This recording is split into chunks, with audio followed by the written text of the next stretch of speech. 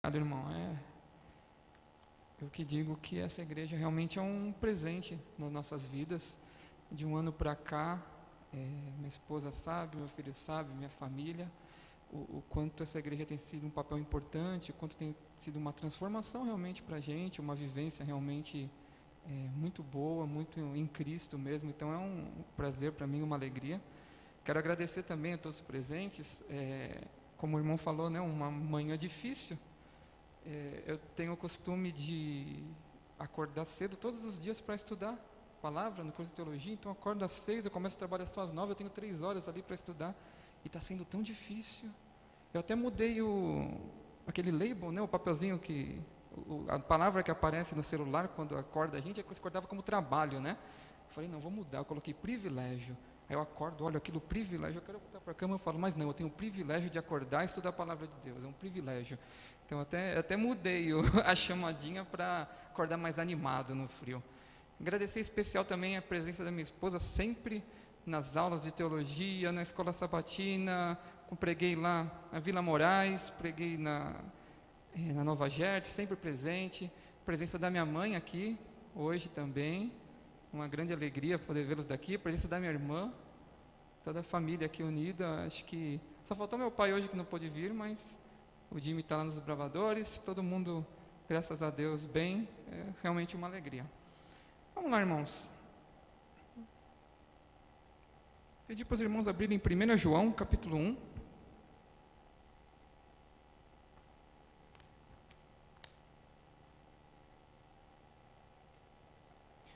João 1, leremos do versículo 5 ao versículo 10. 1 João 1, 5 a 10. Dá 2 minutinhos para os irmãos acharem. A Gisele comentou que da última vez que eu preguei, eu falei, vamos abrir Romanos, tal, e já saí falando. Ela falou, não, deixa a pessoa abrir, né? Tem que dar tempo do pessoal achar, senão ninguém vai acompanhar. 1 João 1, 5 a 10. Legal? Podemos ler?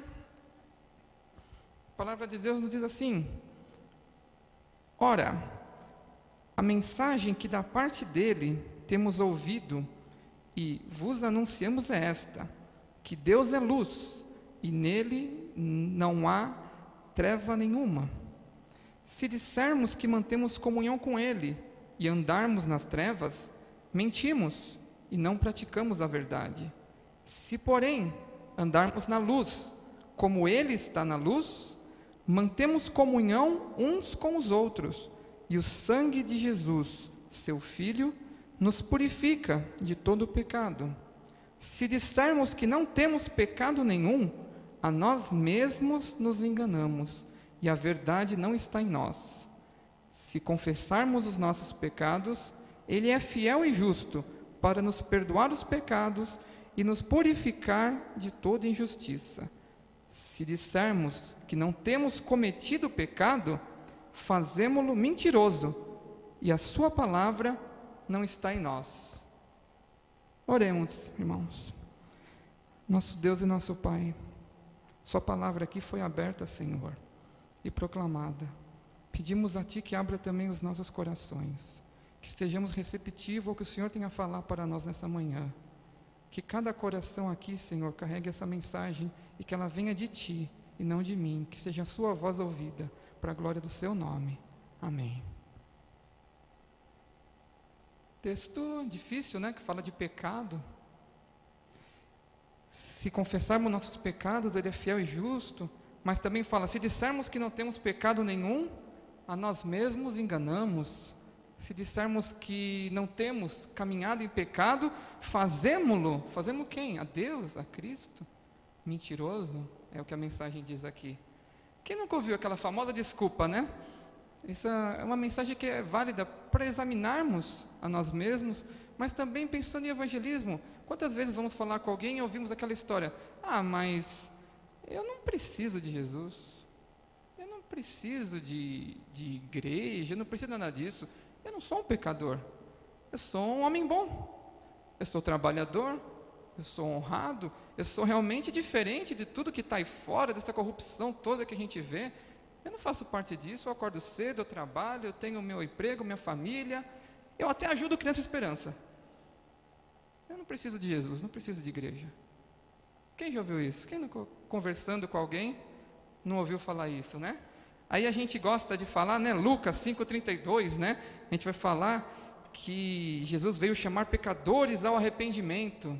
E talvez a pessoa está ouvindo e pensando, beleza, mas não é comigo. Né?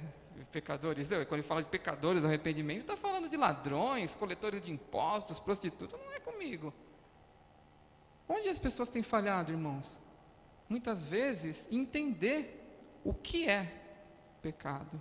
E por não entender o que é pecado, não entender esse conceito, segundo a Bíblia nos ensina, talvez não conseguem ver e perceber a própria situação. Uma falta realmente de entendimento.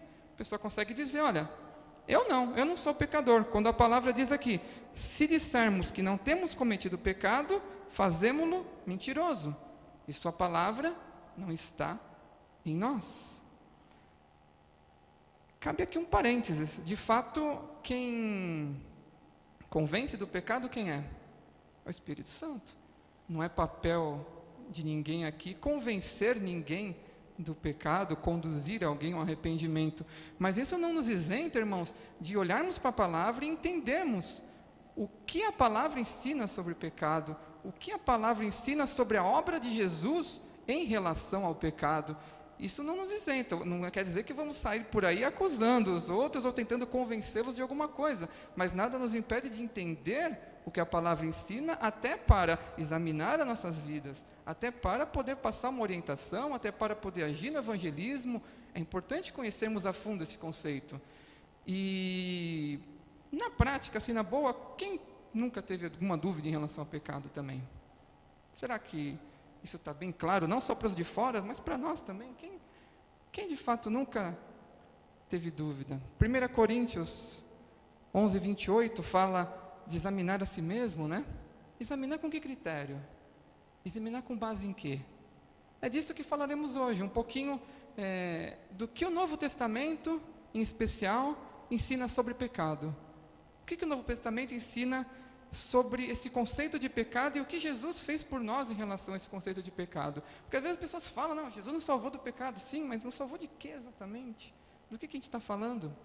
É nessa linha que a gente vai conversar um pouco hoje.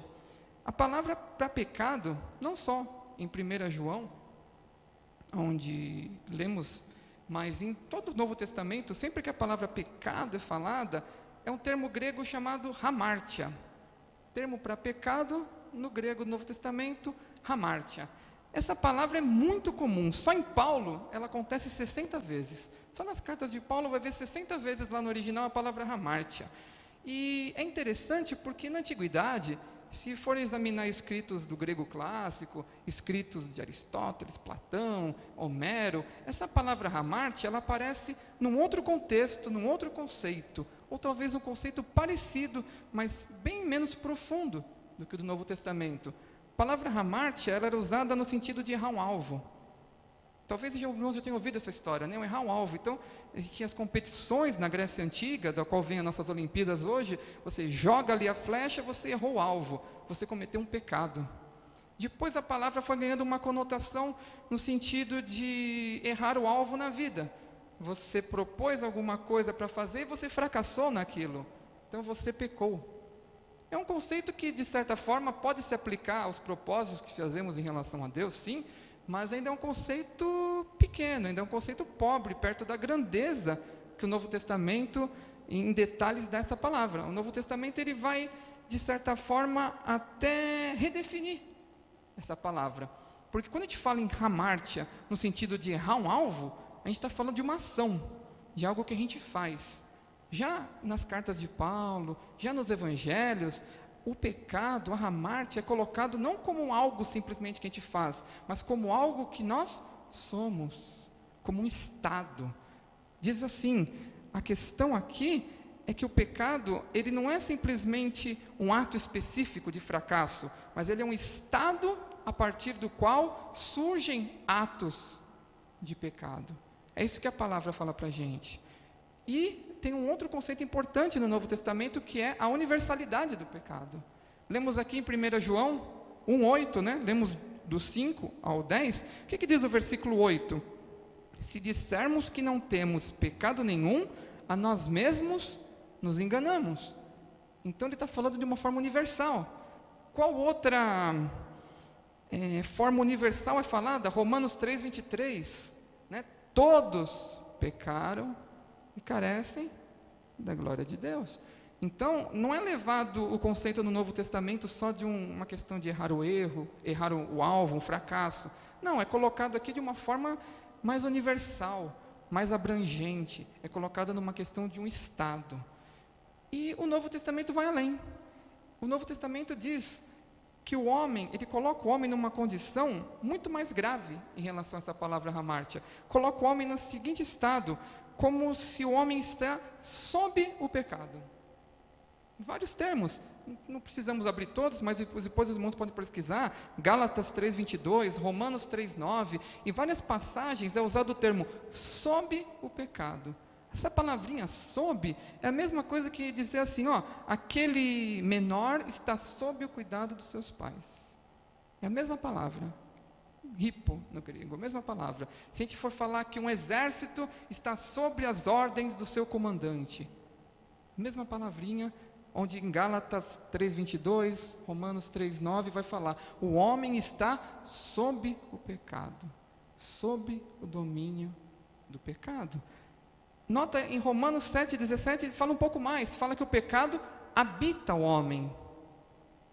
Romanos 7:23 fala que o pecado nos faz prisioneiros. Então são termos que Paulo estava usando, que são termos militares.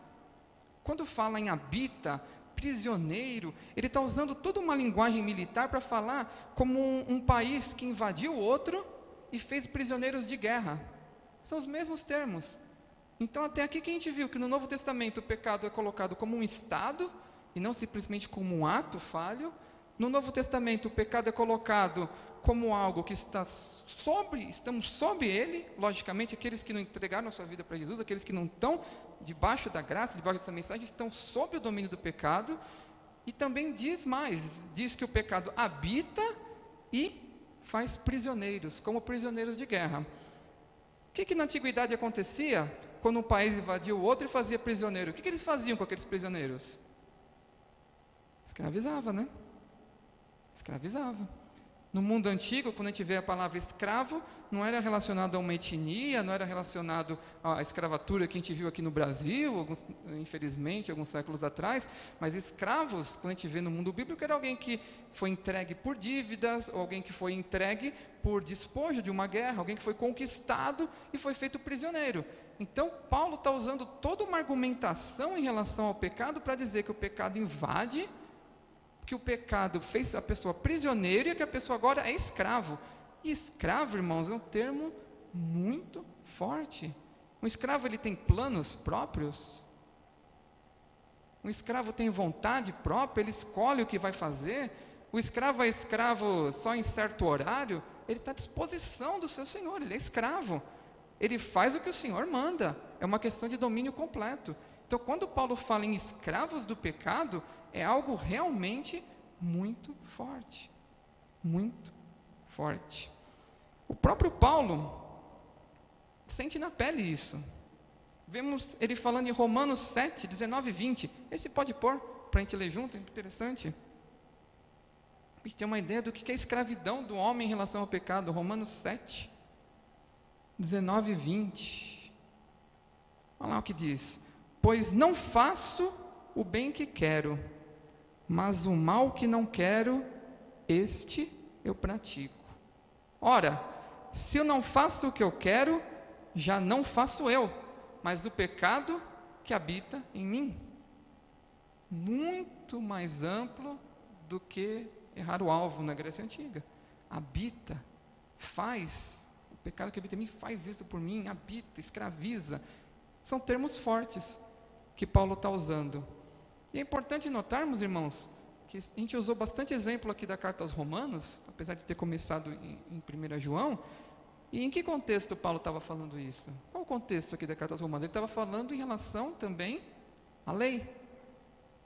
Então, se a gente vai falar do conceito do que o Novo Testamento entende por pecado, como eu falei no início, no sentido de avaliarmos as nossas vidas, nos sentimos também de atuarmos no evangelismo, para poder dar uma explicação completa, levar os irmãos ao conhecimento do que é o pecado, não tem como falar de pecado sem, de alguma forma, tocar também a temática da lei. Qual a relação entre a lei e o pecado?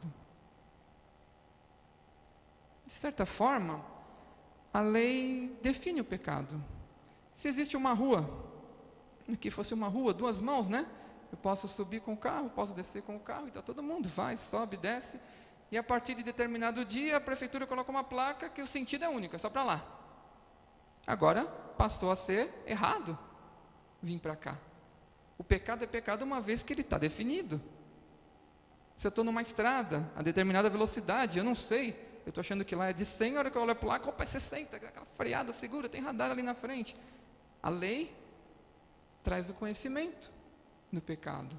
Paulo fala muito disso. E é interessante porque a lei, de certa forma, ela vai te dar o diagnóstico.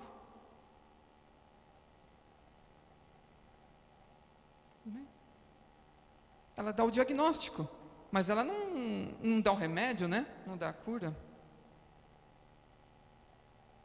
Ela dá o conhecimento do pecado. Então, irmãos, a primeira coisa que a lei faz é isso.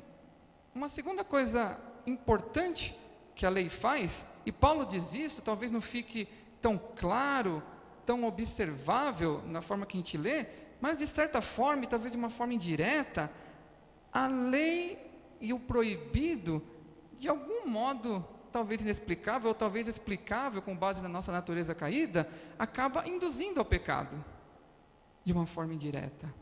A partir do momento que aquilo é proibido, o ser humano quer fazer. É impressionante. Como dizem alguns idosos, vai falar, aquela molequinha tem inclinação para o mal. Já ouvi falar? Acontece. É espantoso como chegam cartas, não que a pessoa não tem que se ressocializar, mas é espantoso, acreditem, aqueles motoboy, aqueles estrupadores, pessoas criminosas, recebem cartas, não de namoradas, mas de pretendentes na prisão. Quantas meninas novas, boas, namoram com bandidos, que gostam do perigo. O ser humano tem um gosto assim, esquisito, porque não pode, porque é proibido, né? Ele vê a placa ali, ele acelera e freia só no radar. É interessante, nas Confissões de Agostinho, vou ler aqui até um trecho para os irmãos, que é bem interessante, que fala exatamente disso. Agostinho de Hipona, um dos grandes teólogos da antiguidade, ele fala assim: havia uma pereira perto da nossa vinha, carregada de frutas. Certa noite de tempestade, nós, os jovens malvados, pusemos-nos à obra de despojá-la e de levar embora os despojos. Fizemos um carregamento enorme de peras, não para nos regalarmos com elas pessoalmente, mas para jogá-las aos porcos, embora comêssemos exatamente o suficiente para termos o prazer do fruto proibido. Eram peras gostosas, mas não eram peras que minha alma miserável cobiçava, porque em casa havia muitas e de melhor qualidade. Comi simplesmente com o objetivo de ser um ladrão. A única festa foi a festa da iniquidade, e dela desfrutei até o máximo.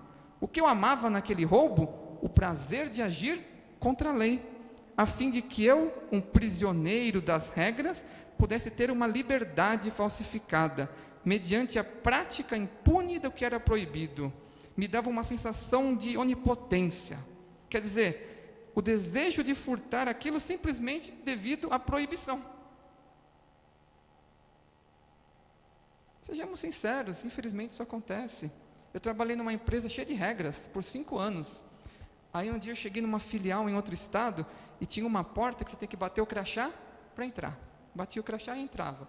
Só que se alguém batesse o crachá antes de você, estivesse com 2 pessoas, você conseguiria logicamente entrar junto. E tinha uma placa bem grande assim, ó, mesmo que alguém já bateu, bata o seu crachá também. E era tanta regra aquela empresa, que sempre que alguém entrava eu ia atrás assim e pensava, que legal, ó, quebrei uma. Quebrei uma regra dessa empresa, pelo menos uma eu quebrei. Dava uma sensação assim de, não estou sujeito 100% a esses caras também. Isso é do ser humano, infelizmente. Então, a lei, não vamos falar muito de lei aqui, porque não é o tema, mas se a gente está falando de pecado e vai falar de lei, lembre-se que a lei tem dois efeitos. Ela define o que é pecado. Sem a lei não saberíamos o que é pecado. A gente não sabe que enquanto a gente não vê uma linha reta, a gente não sabe que essa linha é curva. A gente precisa da definição. E a lei também, de certa forma, torna atraente o proibido. Infelizmente, essa é a nossa natureza caída. E quais as consequências disso, irmãos? Os irmãos que conhecem a Bíblia, já devem estar pensando, a consequência do salário do pecado é a morte. Mas tem outras consequências. A primeira vez que uma pessoa faz algo errado, ela tem aquela sensação, de, poxa, que, pisei fora da faixa. Dá aquela sensação de... Na segunda vez, talvez ela já faz e não... Na terceira, na quarta, na quinta, o que o pecado vai fazendo? Daqui a pouco, se a pessoa persistir naquilo, ela está fazendo aquilo dia após dia e nem se preocupa mais. Acontece isso quando há uma infidelidade conjugal. A pessoa, a primeira vez, talvez, o que eu fiz? Depois vai. E assim surgem os vícios, assim surgem os maus hábitos. Que criança, em respeito aos pais, a primeira vez que usou uma bebida, alguma coisa, não ficou, meu Deus, o que eu estou fazendo? E na segunda, e na terceira. Então o pecado, infelizmente, ele tem esse poder de cauterizar a consciência, A pessoa vai ficando cega para aquilo, e vai fazendo, e vai repetindo, e daqui a pouco não sente mais, e já acha aquilo absolutamente normal.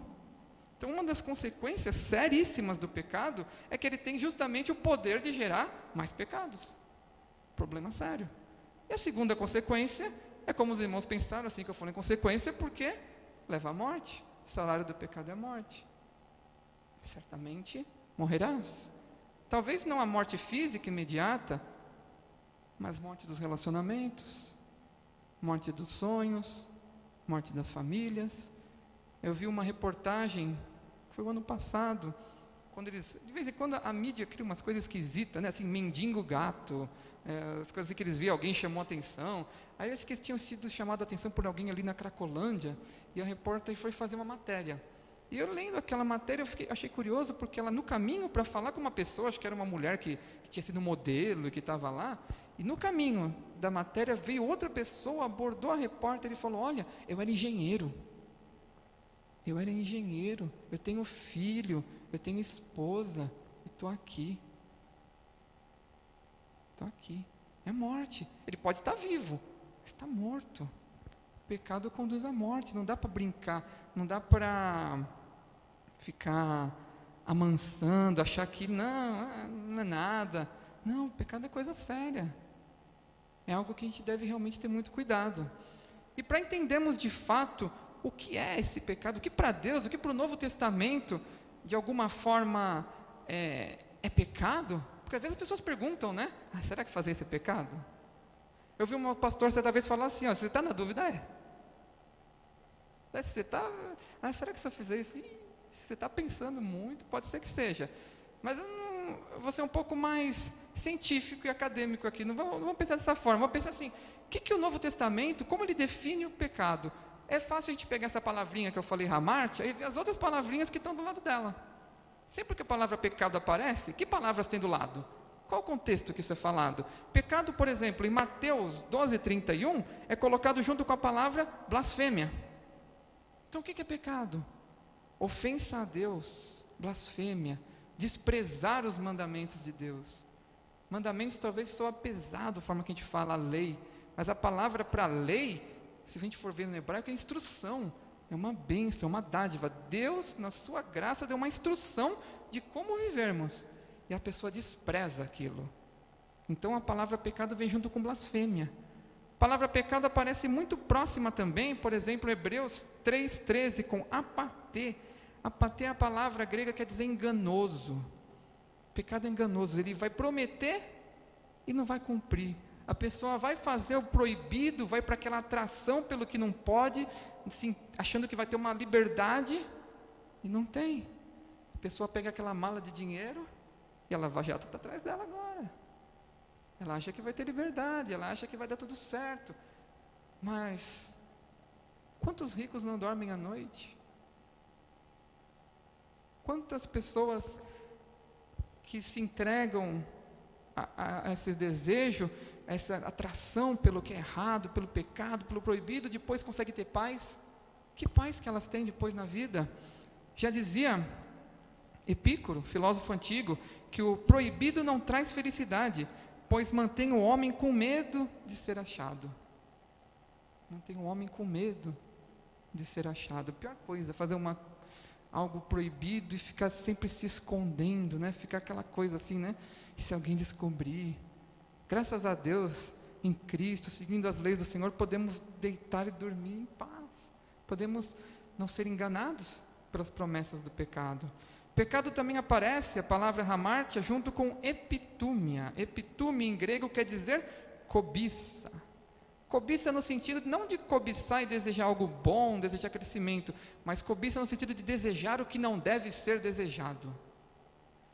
É uma palavra que, por exemplo, Aristóteles usou dessa forma, falando que epitúmia é desejar o que não deve ser desejado. É a mesma palavrinha quando traduziram na Septuaginta a escritura hebraica para o grego, usaram essa mesma palavrinha no 10º mandamento, não cobiçarás. Então a palavra pecado também no Novo Testamento aparece muito próxima dessa palavra cobiça. Então pecado, blasfêmia, pecado aparece junto então com aquilo que é enganoso, aparece junto com cobiça, pecado aparece equiparado também com anomia, que significa transgressão à lei. Novamente, desobediência. Temos a lei de Deus, temos as instruções de Deus, e a desobediência sempre aparece ali. A palavra pecado aparece junto com adiquia, que é a palavra para injustiça.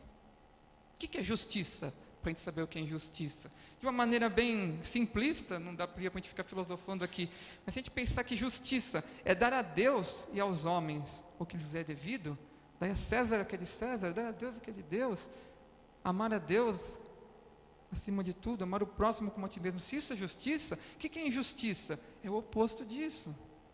É amar mais a si mesmo do que a Deus, é amar mais a si mesmo do que o próximo, é falhar nesse ponto. Então o pecado aparece realmente junto com essa palavra injustiça, no sentido de definir, segundo o Novo Testamento, que pecar é justamente falhar no nosso dever com Deus, falhar no nosso dever com o próximo.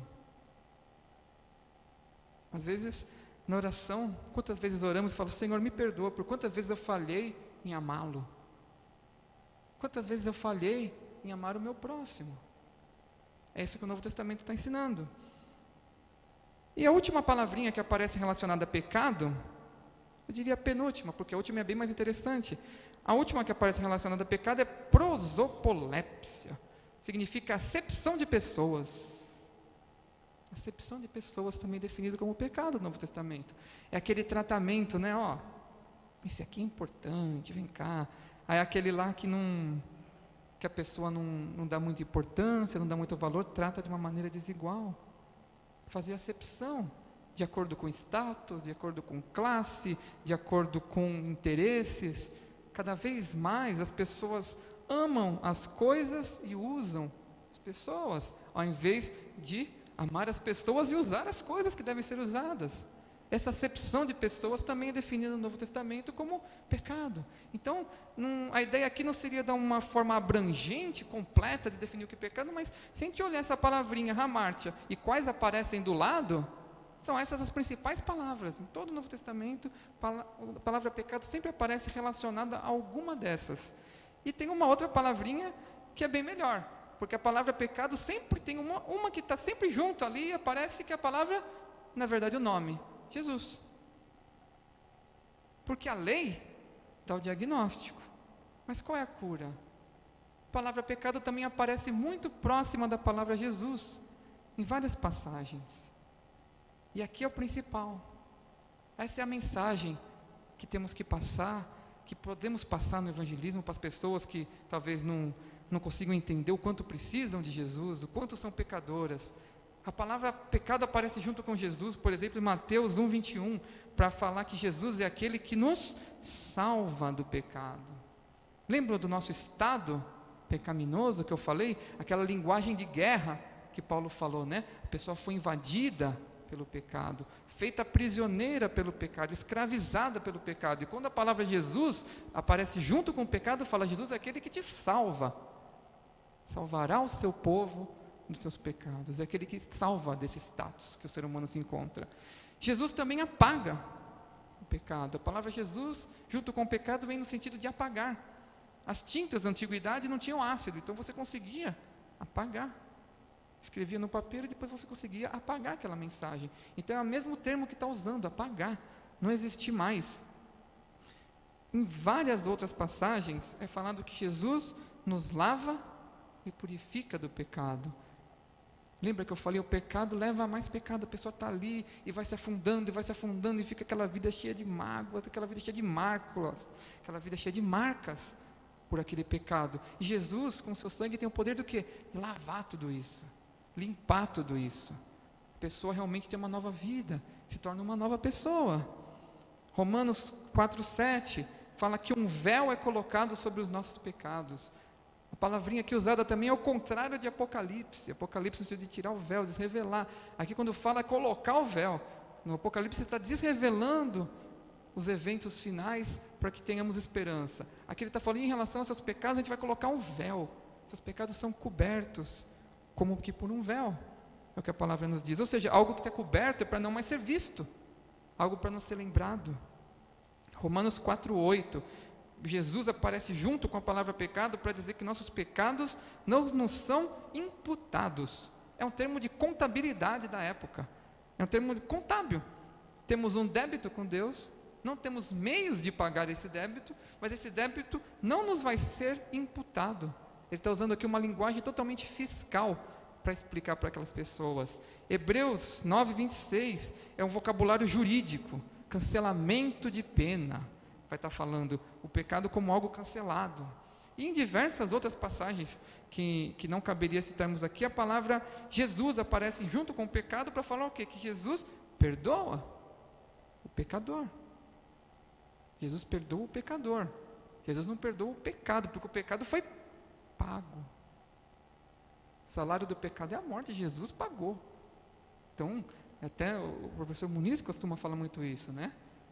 Nossos pecados foram pagos, o pecador foi perdoado. Essa palavra aparece em vários termos, e a palavra usada aqui para perdoar indica um favor imerecido, algo que realmente a pessoa não poderia fazer nada para merecer aquilo.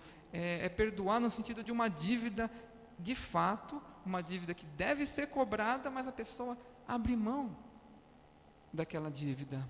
Então, quando olhamos para nós mesmos como alguém perdoado, isso faz sentido diferente em relação ao próximo, em relação à vida. Quem somos nós, por exemplo, para não perdoar alguém, se nos foi perdoada uma dívida impagável? Eu brinco lá em casa, os irmãos me perdoem o termo, mas às vezes eu conversando até com o Dimitri, eu falo, Jesus às vezes ele exagera. Exagera no que sentido? A linguagem do judeu, a linguagem dos rabinos, a forma que eles explicar, eles usam exemplos realmente para chocar, eles são bem enfáticos. Por exemplo, né, se tua mão te faz pecar, arranca. Ele dá aquela exagerada. Então, quando ele fala que um rei era credor de algumas pessoas, e um foi lá e pediu perdão da dívida, falou que não tinha que pegar, se a gente olhar na tabelinha de medidas de muitas bíblias e fazer as continhas, né, que fala devia não sei quantos talentos, se a gente fizer a continha para ver quanto era aquilo, versus o salário de um trabalhador no ano, vai ver que era anos, décadas de trabalho. Aquele homem nunca teria como pagar o rei. Então Jesus coloca algo bem grande, algo bem exagerado, para mostrar o tamanho da nossa dívida com Deus, e o absurdo que é aquele homem, uma vez tendo sido perdoado, não perdoar aquele que devia a ele. Se a gente pegar na proporção, pela Bíblia vai ver que um devia muito, e o outro era muito pouquinho, era uma proporção bem pequena. Então Jesus deixa isso bem claro, um favor imerecido, algo que era devido, que devia ser cobrado, e não foi. Para concluir, irmãos, a questão é, não existe fora do Novo Testamento nenhum outro livro que use essa palavra hamartia da forma que a Bíblia usa. Como eu falei, na Grécia Antiga era usado em outro contexto, usado somente de errar um alvo, errar uma flecha. Aqui é muito mais completo. Aqui vai mostrar toda a profundidade do termo. Aqui vai mostrar que o pecado não é simplesmente aquilo que eu faço, o pecado é aquilo que eu sou. Aqui vai mostrar a questão do domínio, aqui vai mostrar a questão da escravidão, aqui vai mostrar todos esses detalhes. E o mais importante, vai mostrar a solução. Podendo voltar aqui para o primeiro versículo que lemos, 1 João 1,9. Começamos lendo 1 João, que diz o quê? Se confessarmos os nossos pecados, Ele é fiel e justo para nos perdoar e nos purificar de toda injustiça. Lembram que eu falei? O pecado perdoado, o pecado em relação à injustiça, o pecado em relação à impureza. Se confessarmos, Ele é justo e fiel. Paulo diz em Romanos 6,18, para concluir, que somos libertos do pecado e feitos servos da justiça. Ele usa a palavra servos 2 vezes. Somos libertos da servidão do pecado e agora nos tornamos servos da justiça. É uma troca de senhores. Não tem como ser escravo de 2 senhores. Não tem como servir o pecado e ao mesmo tempo servir a justiça. E eu espero, irmãos, que essa pergunta permaneça sempre na nossa mente, dia após dia, decisão após decisão. A quem iremos servir? A quem iremos servir? Ao pecado que invade e mata? Ou ao Deus que nos comprou com o seu sangue para a vida eterna, para servirmos a justiça? Que o Senhor abençoe sempre a nossa escolha e nos use, cada um de nós. Sabemos que na próxima semana temos o impacto do evangelismo. Que o Senhor use cada um de nós para levar essa mensagem, para levar outras pessoas a também tomarem a decisão pelo caminho correto. Vou pedir para os irmãos cantarmos agora o hino 192, Infinita Graça. Obrigado.